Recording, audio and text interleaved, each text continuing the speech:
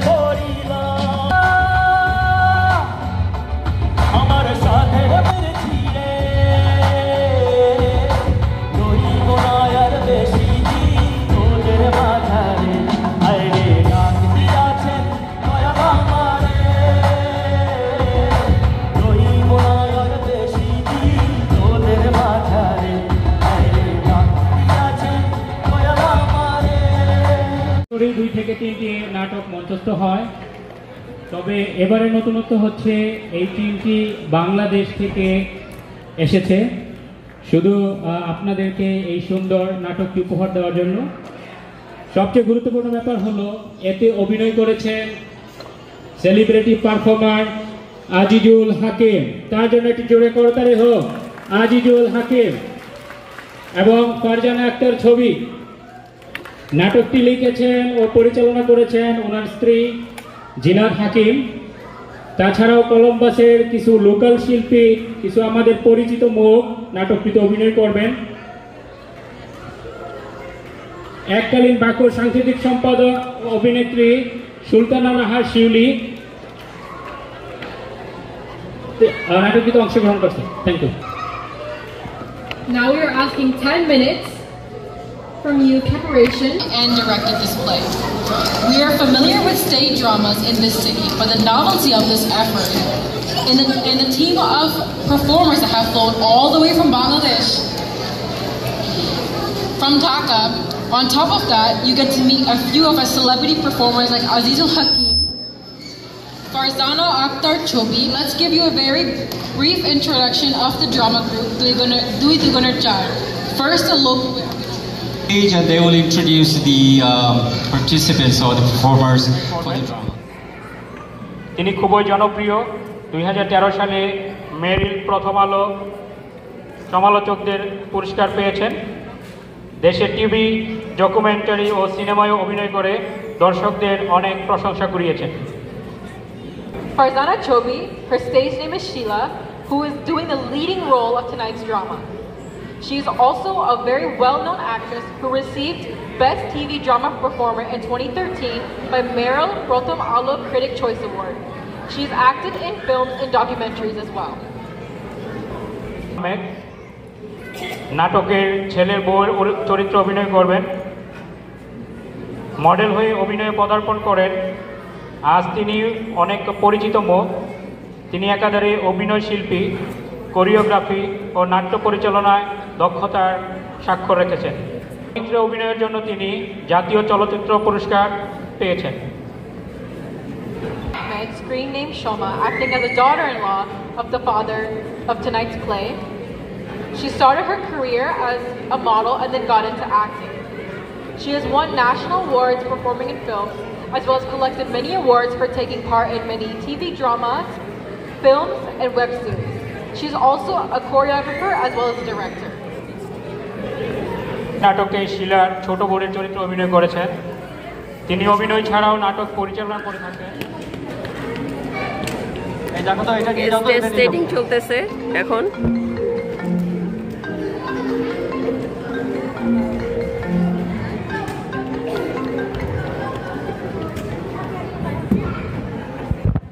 জিনাত হাকিম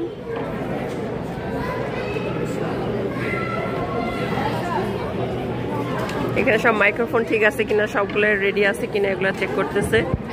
and দর্শকরা অধীর আগ্রহে অপেক্ষা করে আছে নাটক কখন শুরু হবে।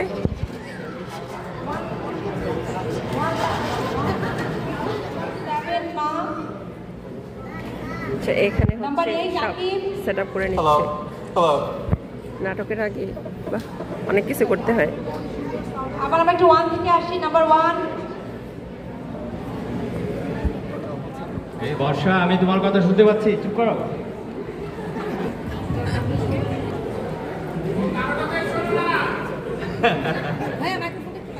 ফিরবো না মানে ফিরবো না।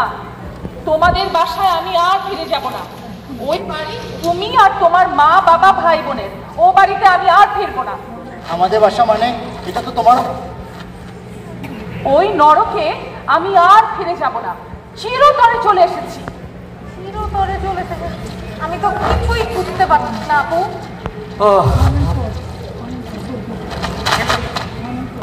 এত সাত সকালে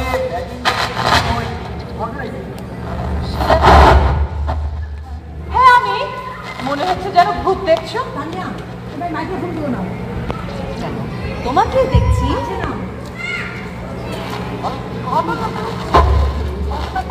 আপু কাউকে কিছু না বলে লুকিয়ে বাসা থেকে চলে। লুকিয়ে না, চিরতরে চলে এসেছি আমি। চিরতরে এসেছো?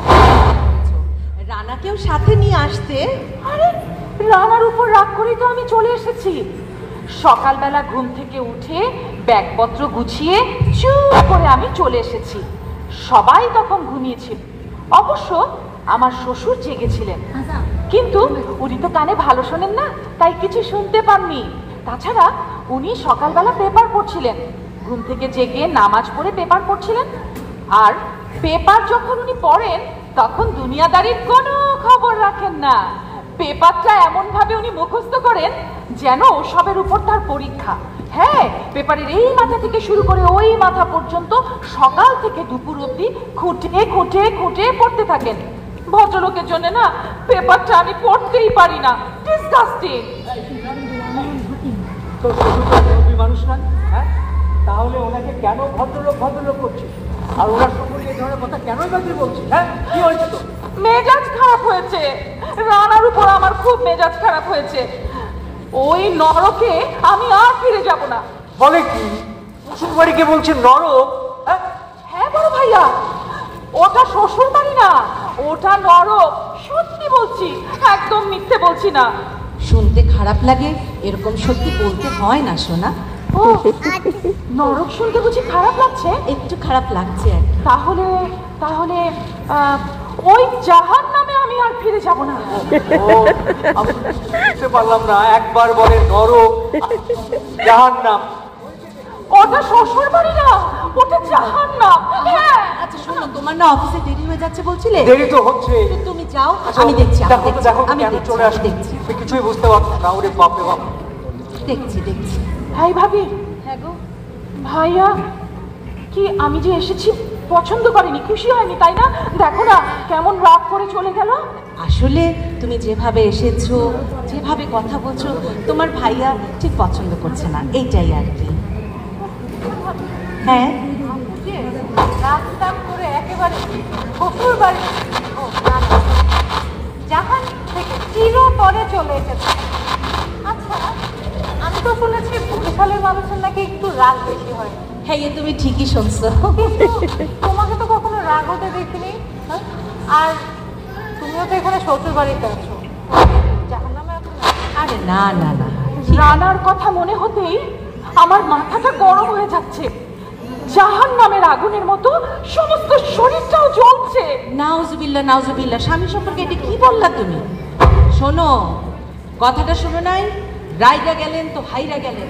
রাগ করা যাইবে না, প্রত্যেকটা মানুষের ভেতরে রাগ থাকবে, কিন্তু তোমাকে সেই রাগটাকে কন্ট্রোল করতে হইবে।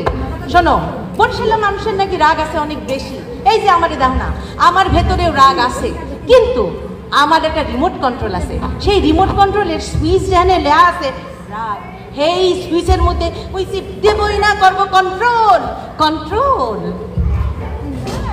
তোমাদের জামাই হচ্ছে মায়ের একটা ভেড়া, সারাক্ষণ শুধু ম্যা ম্যা ম্যা ম্যা। মানেটা কি? ওই যে বললাম না, মায়ের ভেড়া, সারাক্ষণ শুধু মায়ের পিছে পিছে। জানো মা, মায়ের সাথে না সে এমন আহ্লাদ করে, ওসব দেখলে আমার গা জ্বালা করে। ওসব চোখে দেখে না একদম সহ্য করা যায় না, সত্যি।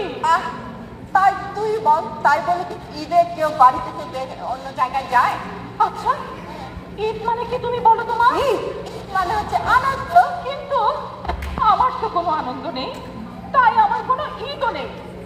শোনো মা, তোমাদের জামাই যদি ফোন করে, ওকে স্পষ্ট বলে দেবে আমি কোথায় আছি তোমরা কেউ জানো না।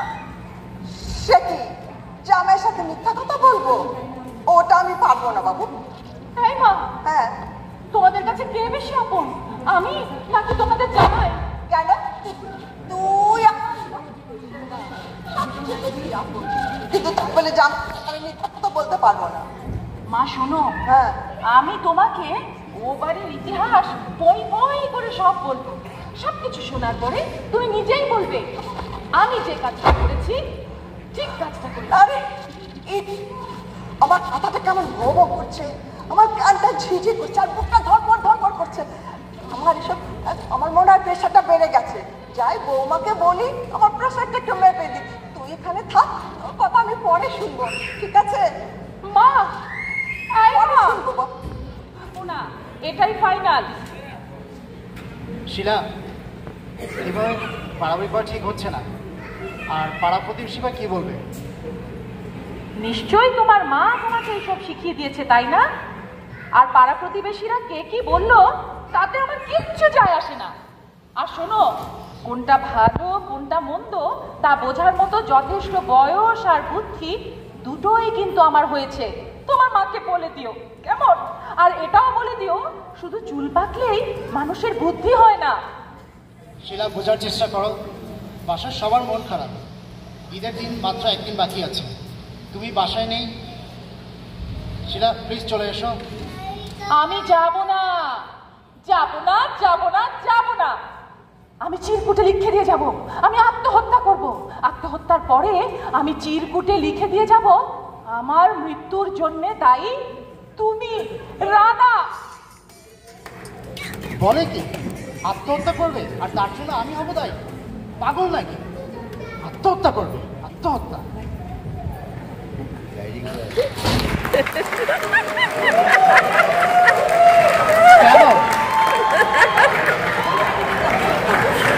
কেউ দেখে ফেলবে, তাতে কি? আমার লজ্জা করে। তুমি আমার বিয়ে করাবো? আজকে কি হবে ফয়সাল ভাইয়ের? কেন আমাদের বাসায়? আমি যাব, কিন্তু আমার কিছু শর্ত আছে।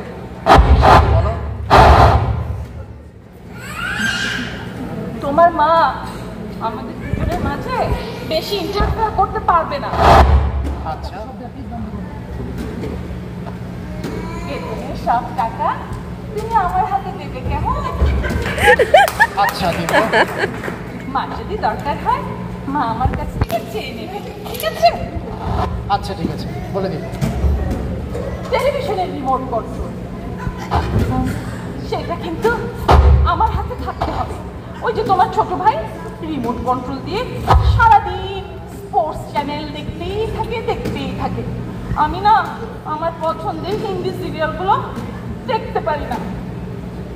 আমি ওকে বলে দিব তুমি যখন তোমার হিন্দি সিরিয়ালগুলো দেখো ও যেন তোমাকে বিরক্ত না করে। খুশি? চলো। না না, আবার কি আরো শর্ত আছে। কি শর্ত? ওই যে তোমার বোন মাছের কাঁটার মতো আমাদের দুজনের মাঝখানে না বসে থাকে। মাছের কাঁটা? হ্যাঁ, ইলিশ মাছের ভেজের কাঁটা। ওকে বিয়ে দিয়ে দাও। কি বলছো এসব? ও বাচ্চা মেয়ে, ওকে বিয়ে দিব? এটা বাল্য বিবাহ হয়ে যাবে, আর বাল্য বিবাহ আইনত অপরাধ। ও, বাল্য বিবাহ হয়ে যাবে? আচ্ছা ঠিক আছে, তাহলে থাক, ওকে বিয়ে দিতে হবে না। তাহলে চলো। না না, আরো শর্ত আছে। আবার কি শর্ত? আচ্ছা বলো। আমি না কারোর সাথে পারি না। আচ্ছা, তোমাকে শেয়ার করতে হবে, বলো। আর ওই যে আমাদের গাড়িটা যখন তখন তোমাদের বাড়ির সবাই নিয়ে বেরিয়ে যায়, আমি শান্তি মতো ব্যবহার করতে পারি না, আর তুমি ওদের কিছুই বলো না। আচ্ছা, আমি ওদেরকে বলে দেব এখন থেকে গাড়ি ব্যবহার করো, ঠিক আছে?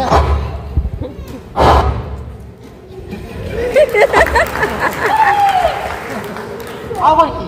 আরেকটা শর্ত আছে। আরো একটা শর্ত? সবচেয়ে ইম্পর্টেন্ট শর্ত। ইম্পর্টেন্ট শর্ত? আচ্ছা বলো, কি শর্ত তোমার? তুমি ঘুম থেকে উঠেই প্রত্যেকদিন তোমার মায়ের রুমে চলে যাও, মার সাথে বসে গল্প করো, চা খাও, তারপর অফিসে গিয়েই আবার মাকে ফোন করো। মা কোথায়, মা কি করছে, কত কথা। তারপর অফিস থেকে ফিরে এসে সোজা তুমি আবার মায়ের রুমে চলে যাও, মার সাথে তোমার কত গল্প, কত আহ্লাদ। এইসব স্বভাব তোমার বদলাতে হবে। সারাক্ষণ শুধু কি বলছো এসব? শোনো, তোমার কোনো শর্ত আমি মানবো না, তোমাকে আমার বাসায় যেতে হবে না, ঠিক আছে? আমি যাচ্ছি। শর্ত শর্ত আর শর্ত। আমি যাবো না, যাবো না, যাবো না, যাবো না। ঠিক আছে, অপচয় করবে না। না মা, হিসাব ঠিক মতো পাবে।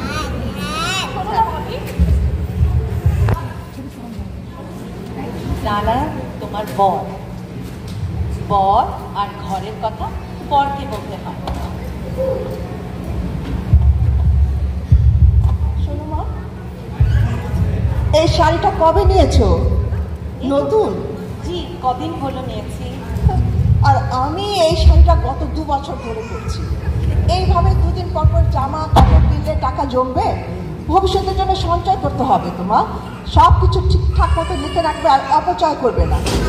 আচ্ছা ঠিক আছে, আসো, ঘর থেকে টাকা নিয়ে যাও। আসো। জি আসছি মা।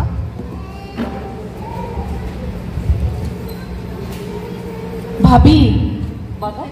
সংসার খরচের টাকা বুঝি মার কাছেই থাকে? হ্যাঁ, ও বেতন পেয়ে মার কাছে দিয়ে দেয়, আমাদের যখন যা লাগে আমরা দিই। ও মা, এটা কেমন কথা? তোমার স্বামী বেতন পেয়ে বেতনের টাকা তোমার কাছে দেবে, আমাকে কেন দেবে? এটা তো আমার সংসার, এখানে তো আমি যুদ্ধ করতে আসিনি। সংসারে তো সঙ্গী করে চলতে হয়, আর যাকে আমি আমার স্বামী করছি সেই মানুষটা তো আমার শাশুড়ির ছেলেও, তাই না? শোনো না, আমার শ্বশুর চলন্ত একটা ঘড়ি, একদম ঘড়ির কাঁটা মেপে মেপে ঠিক একটা 30-এ খাবে, একটা 29-এও না, একটা 31-এও না। ঘড়ির কাঁটায় একই সাথে খাওয়া, ঘুম, ঔষধ সবকিছু। অদ্ভুত একটা মানুষ। হ্যাঁ, ডায়াবেটিকের পেশেন্টদের তো নিয়ম মেনেই চলতে হয়, তাই না? বাবারও তো ডায়াবেটিক, এই যে দেখ তো ভাবি বিকেল বেলা হাঁটতেও নিয়ে যায়। তার মানে তুমি বলতে চাইছো ভাবি বাবার টেক কেয়ার করে, আমি বুঝি আমার শ্বশুরের টেক কেয়ার করি না? এই ও কি বলছে বলো তো দেখি। হ্যাঁ, আমি জানি না। এই শোন শিলা, তুই কিন্তু রানার কাছে আমাদেরকে ছোট করছিস। আরে রানা করো না তো। হ্যাঁ, তোমরা কেউ আমার কষ্টটা বুঝতেই পারছো না। আমি তো বুঝতে পারছি না ও কি চাচ্ছে। আমিও তো বুঝতে পারছি না। আচ্ছা, ওর ইচ্ছেটা জানি না গো। কি এরকম করে আমি কিছু বুঝতে পারবো বলো? আমি তোকে বুঝিয়ে বলছি। কমপ্লেন আর কমপ্লেন। হ্যাঁ, তোমার না আদরের ছোট বোন, তুমি ওকে এভাবে করে না বললেই তো পারতে। আহা, শ্বশুর শাশুড়ি দেবর ননদ এদের সবাইকে নিয়ে তুমি এখানে থাকছো না? হ্যাঁ, ও কি সেটা দেখছে না? না মানে রাগ করো না, সব ঠিক হয়ে যাবে। অ্যাডজাস্টমেন্ট কম্প্রোমাইজ এগুলো তো করতে হয়, তাই না? সংসারে এগুলো লাগে। ও তো নির্বোধ একটা। সংসারে সবার বুদ্ধি কি একরকমের থাকে? এটা কোনো কথা বললি? তোমার যদি বুদ্ধি থাকে তাহলে ওর কেন বুদ্ধি থাকবে না?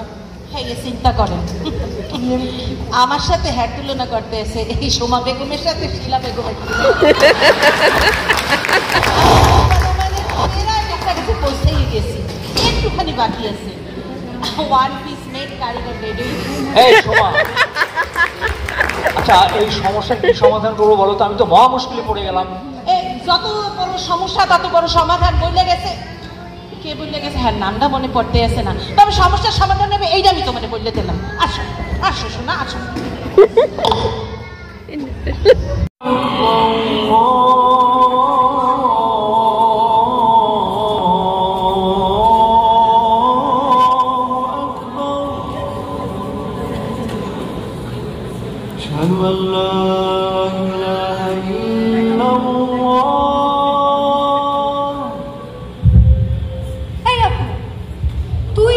সকালবেলা লুকিয়ে লুকিয়ে কই চলে যাচ্ছিস? সেদিন সকালবেলা কাউকে কিছু না বলে লুকিয়ে লুকিয়ে ওই বাসা থেকে চলে এসেছিস, আজকে আবার চলে যাচ্ছিস, ঘটনাটা কি? দুলা ভাই, সত্যি সত্যি দুলা ভাই? সত্যি দুলা ভাই?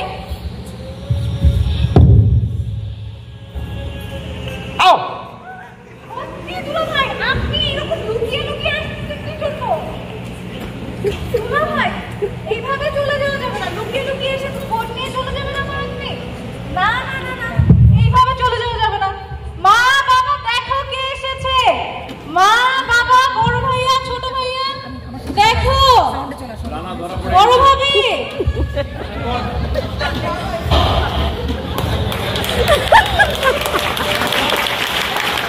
এই বড় ভাবি, তুমি কোথায়? ওরে ডাকাত পড়ছে, ডাকাত পড়ছে, ডাকাত পড়ছে। এ দেখে আমাদের বড় ডাকাইতে চলে আসেছি। ডাকাই, শোনো, তোমার জন্য যে দুহাবদার শরবত বানাইছে, এই খাইয়ে দাও।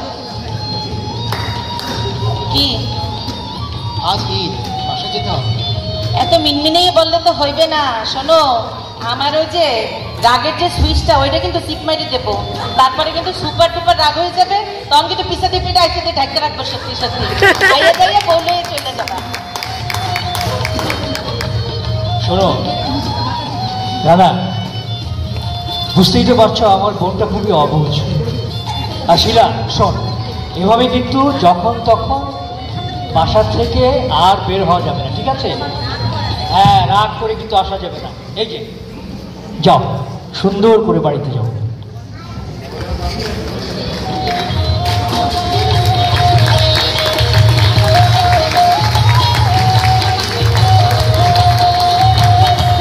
Okay, দাঁড়ান। Thank you so much, everybody. Give them a big hand, please. Okay, তোমরা আসো। সরি, অনেক অসুবিধা ছিল, অনেক টেকনিক্যাল ডিফিকাল্টিস ছিল, এবং যারা অতিথিরা এসছেন তাদেরকে অনেক ধৈর্য ধারণ করে এই নাটকটা আপনাদেরকে উপহার দিতে হয়েছে। আপনারা যারা আপনার কাছে অত্যন্ত কৃতজ্ঞ। আমরা এখন আবারও একটু দাঁড়ান, আপনারা সবাই দাঁড়ান, দাঁড়িয়ে ওদেরকে একটু হাততালি দেন।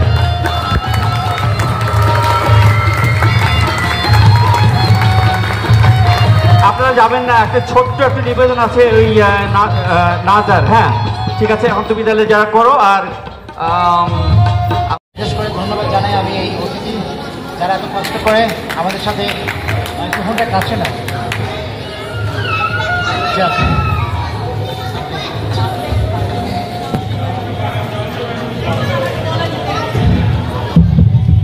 আসলে আমি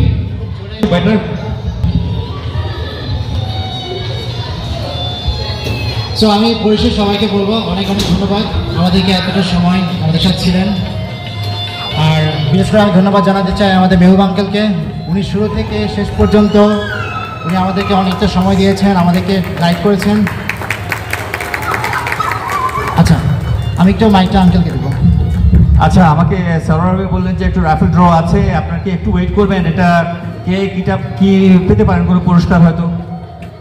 আর এই ফাঁকে আমি আপনাদের কাছে আমি সার্বিক এই অনুষ্ঠানটা পরিচালনার জন্য অনেক ভুল ত্রুটি করেছি, আমাকে মাফ করে দেবেন। এটা প্রয়োজন ছিল, কিন্তু আপনাদের ধৈর্য থেকে আমি সত্যি সত্যি মুগ্ধ। Thank you so much Columbus, thank you. আপনাদের সবাইকে কৃতজ্ঞতা জানাচ্ছি মোহন ভাই। আপনারা দেখেছেন যে যান্ত্রিক যে গোলযোগ ছিল, মাইক্রোফোন ছাড়া আমরা চেষ্টা করেছি আপনাদেরকে গল্পটা পৌঁছে দেওয়ার জন্য। আপনারা যেভাবে রিয়াকশন দিয়েছেন আমাদেরকে ভালো লেগেছে। আমি আসলে ওহায়োতে যারা আমাদের সঙ্গে সহশিল্পী হিসেবে কাজ করেছেন তাদের কাছে কৃতজ্ঞতা প্রকাশ করছি। শিউলি আপা, আপনি আমাদের সম্পর্কে এবং আমরা যে একসাথে কাজ করলাম সেই বিষয়টি নিয়ে আপনি বলবেন, এবং এখানকার যারা শিল্পী আছেন তাদের পক্ষ থেকে আপনি আমাদেরকে কিছু বলবেন। Hakim and Azinath and Chobi and Tania এবং আমাদের বাড়ি থেকে যারা আসছে তোমাদের cooperation, actually it was very hard, কারণ ওরা এই শোটা অনেকবার করেছে আর আমরা কেউ কোনোদিন করিনি, আর আমাদের কোনো রিহার্সালও হয়নি। সো এটা নাটকটা সম্পূর্ণ সম্ভব হয়েছে এদের সহযোগিতায়, and it was a wonderful teamwork. So thank you all, thank you very much, and for this production inshallah আবার দেখা হবে।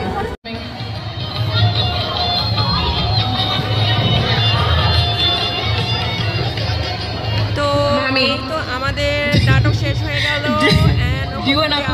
পিকচার করেছেন অ্যান্ড সবাই এখন শেষে সবার আমাদের রেগুলি শিল্পীদের সঙ্গে পিকচার তুলতেছে। তো সবাই ভালো থাকবেন, সুস্থ থাকবেন, আমাদের জন্য দোয়া করবেন, অ্যান্ড ইনশাআল্লাহ দেখা হবে নেক্সট ভিডিওতে আবারও নতুন কোনো টপিক নিয়ে, নতুন কোনো এরকম প্রোগ্রাম নিয়ে। ততক্ষণের জন্য আল্লাহ হাফেজ, আসসালামু আলাইকুম।